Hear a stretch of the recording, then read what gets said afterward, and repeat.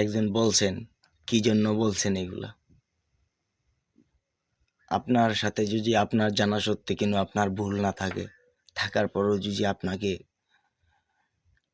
গালিগালাজ করে, আপনাকে যে কষ্ট দেয়া কিন্তু কথা বলে, আপনি পারবেন মাইনা নিতে? পারবেন সইতে? পারবেন যন্ত্রণাগুলো সিরিয়াল দেখাইতে? পারবেন কথাগুলো কতটুক যন্ত্রণাময় হয় বুঝাইতে? পারবেন কতটুক আঘাত দিছে কথার মাধ্যমে?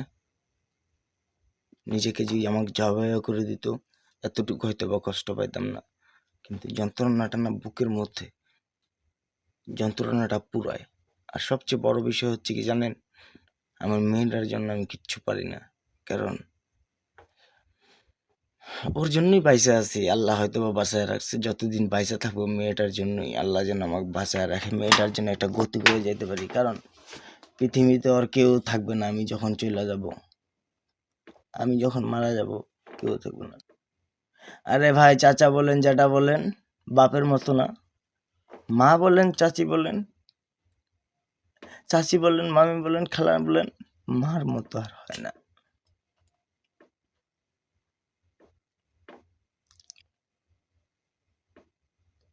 ওই বড় ভাইয়ের আমার, ওই এলাকাবাসী কলেজার ভাইয়েরা, আমি যদি কখনো মারা যাই, আমার সন্তানরা যেন কষ্ট না পায়, আপনাদের আপনাদের উপর দায়িত্ব রইল। আমার সন্তান যেন কোনো কষ্ট না পায়, আপনাদের কাছে আমি এতটুকু দায়িত্ব দিলাম।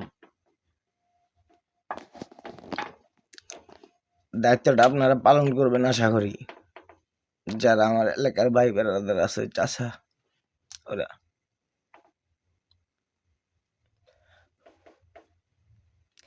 আর যখন একটা মানুষের জীবন থেকে সবচেয়ে স্বপ্নের জিনিস হারা যায়, সেই বুঝে যন্ত্রণা কি।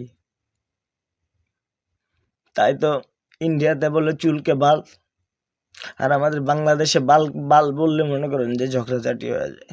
এরকমই হচ্ছে সব বিষয়। যাই হোক, দোষ না করেও দোষী আপনি, মাথা পেতে নিলাম।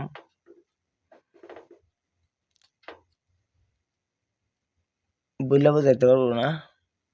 যাক, যে দিন বাঁচতে থাকবো সন্তানটার জন্য। সন্তানটাকে কিন্তু আমি অনেক ছোট থেকে মানুষ করতেছি। আমি করি নাই, আল্লাহ করছে। আমার মা যদি না থাকতো, আমার সন্তানটা হয়তো বা মারা যাইতো।